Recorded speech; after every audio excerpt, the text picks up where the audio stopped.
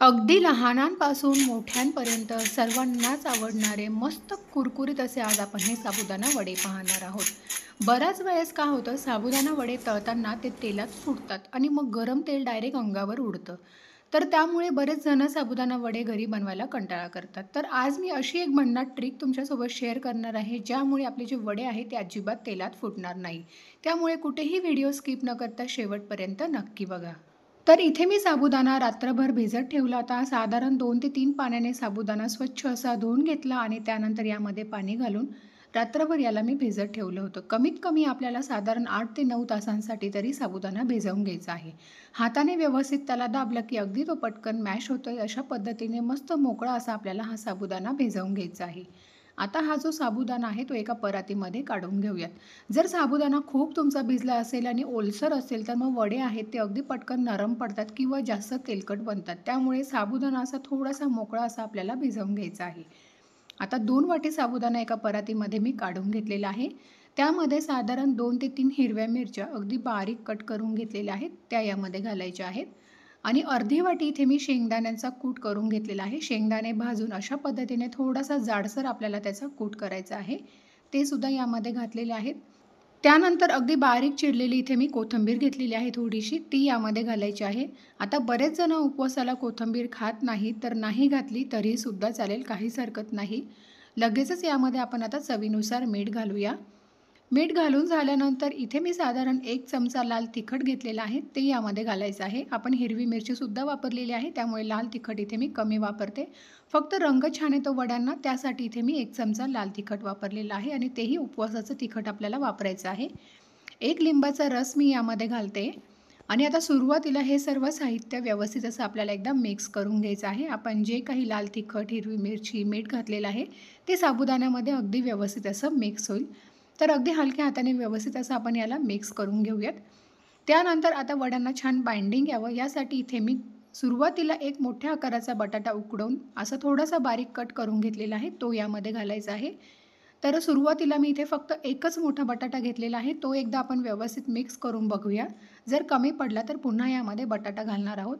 जर बटाट्याचं प्रमाण जास्त झालं तर मग साबुदाणे वडे जे आहेत ते अगदी तेलकट होतात आणि पटकन मऊ किंवा मग सॉफ्ट होतात. त्यामुळे बटाटा कमी वापरायचा आहे. तर सुरुवातीला 1 बटाटा मी यामध्ये घातला होता. आता पुन्हा यामध्ये आपण अजून 1 बटाटा घालणार आहोत. म्हणजे 2 बटाटे इथे आपण वापरलेले आहेत. तर असं थोडं-थोडं करूनच बटाटे वापरायचे आहे. जर प्रमाण जास्त झालं तर मी बोलली तुम्हाला वडे एकतर नरम पडतात किंवा तेलकटसुद्धा होतात. आता बऱ्याच वेळेस वडे तळताना ते तेलात फुटतात. तर त्यासाठी मी तुम्हाला जी ट्रिक सांगणार आहे ती अशी आहे की हे जे पीठ आहे हे आपल्याला हाताने अगदी व्यवस्थित असं मळून घ्यायचं आहे. आपण भाकरीचं पीठ जसं मळतो सेम त्याच पद्धतीने हे सुद्धा पीठ आपल्याला मळून घ्यायचं आहे. यामुळे काय होतं, आपला जो बटाटा आणि साबुदाणा आहे तो अगदी व्यवस्थित असा मिक्स होतो. साबुदाणा थोडासा असा मॅश होतो आणि यामुळे आपले जे वडे आहेत ते अजिबात तेलात फुटत नाही. तर ही स्टेप करणं फार गरजेचं आहे. जर तुम्हाला असं वाटत असेल की आपले वडे तेलामध्ये फुटू नये तर ही स्टेप अगदी आवर्जून करावी. यामुळे साबुदाणा अगदी छान व्यवस्थित असा मॅश होतो आणि अजिबात आपले वडे जे आहेत ते तेलामध्ये फुटत नाही. तर अगदी 2 ते 3 मिनिटांसाठी छान व्यवस्थित असं हे पीठ मिक्स करून घेतलेलं आहे, मळून घेतलेलं आहे. पाहू शकता.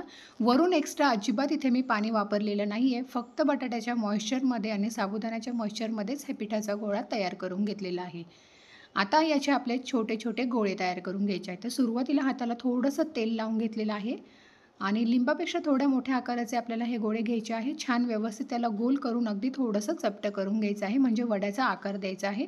साईडच्या ज्या कडा आहेत त्यासुद्धा अगदी छान व्यवस्थित अशा दाबून घ्यायच्या आहेत, म्हणजे वडासुद्धा आपल्या तेलामध्ये फुटत नाही किंवा त्याला क्रॅक्स जात नाही. त्यामुळे अगदी छान साईडने सुद्धा व्यवस्थित असं त्याला गोल करून घ्यायचं आहे, व्यवस्थित असं दाबून घ्यायचं आहे. एक वडा तयार झालेला आहे. अजून एक वडा इथे मी तयार करून दाखवते. तर थोडंसं पीठ घेतलेलं आहे. हाताला सुरुवातीला थोडंसं गोल करून घ्यायचं आहे ते आणि हलक्या हाताने त्याला दाबून घ्यायचं आहे. छोट्या-छोट्या आकारामध्येच हे वडे तयार करायचे आहेत, नाहीतर मग आतमध्ये ते कच्चेच राहतात. तर अशा पद्धतीने मस्त थोडंसं त्याला दाबून घेतलेलं आहे आणि साईडच्या कडासुद्धा अगदी व्यवस्थित अशा आपल्याला दाबून घ्यायच्या आहेत किंवा छान सेट करून घ्यायचे आहेत. तर सर्व पिठाचे मी एकाच वेळेस इथे वडे तयार करून घेतलेले आहेत, पाहू शकता. आणि त्यानंतर आता आपण हे वडे लगेच तळण्यासाठी घेऊयात. तेल गरम झालं की गॅसची फ्लेम लो ठेवायची आहे आणि अगदी हलक्या हाताने आपल्याला हे वडे तेलामध्ये सोडायचे आहे. कढईच्या साईडला आपल्याला हे वडे हलक्या हाताने सोडायचे आहे, नाहीतर मग तेल जे आहे ते अंगावर उडू शकतं. तर कढई छोटी आहे त्यामुळे मी फक्त 3-3 वडे हे तळून घेणार आहे. वडा तेलात टाकल्यानंतर वरचे जे बुडबुडे आहेत ते कमी होईपर्यंत बिलकुल त्याला चमच्याने हलवायचं वगैरे नाहीये. हलकेसे बुडबुडे कमी झाले की मग त्यानंतर आपण हे वडे पलटी करून घेणार आहोत आणि अगदी मीडियम फ्लेमवर आपल्याला हे वडे छान दोन्ही साईडने मस्त कुरकुरीत होईपर्यंत तळून घ्यायचे आहेत. हाय फ्लेमवर अजिबात तळायचे नाही, नाहीतर ते पटकन लाल होतील, बाहेरून कुरकुरीत होतील आणि आतमध्ये मग ते कच्चेच राहू शकतात. त्यामुळे अगदी मीडियम फ्लेमवर 3 ते 4 मिनटं लागतात वडे तळण्यासाठी. तर मस्त दोन्ही साईडने छान कुरकुरीत होईपर्यंत हे वडे इथे मी तळून घेतलेले आहे, पाहू शकता. तुम्ही इथे पाहू शकता एकही वडा आपला तेलामध्ये फुटलेला नाही आहे. तर व्हिडिओमध्ये मी तुम्हाला जी एक स्टेप सांगितलेली आहे पीठ मळण्याची ती नक्की वापरा, जेणेकरून आपले जे वडे आहेत ते अजिबातच तेलामध्ये फुटत नाही. कारण साबुदाणा थोडासा मॅश होऊन जातो आणि मग तो तेलामध्ये टाकल्यानंतर बिलकुल फुटत नाही. तर मस्त असे वडे तळून झालेले आहेत. तर सर्व वडे इथे मी तळून घेतलेले आहेत. आपण यामध्ये लाल मिरची वापरली होती त्यामुळे तुम्ही वड्यांचा रंग बघू शकता, अगदी छान आलेला आहे. आता एक वड्याचा तुम्हाला मी आवाज दाखवते.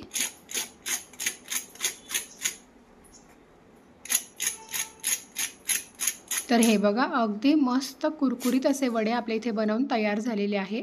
तर तुम्ही सुद्धा ह्या आषाढी एकादशीला अशा पद्धतीने हे साबुदाणा वडे घरी नक्की बनवून बघा. रेसिपी आवडली असेल तर लाईक करा, जास्तीत जास्त तुमच्या मित्रपरिवारासोबत व्हिडिओ शेअर करायला विसरू नका.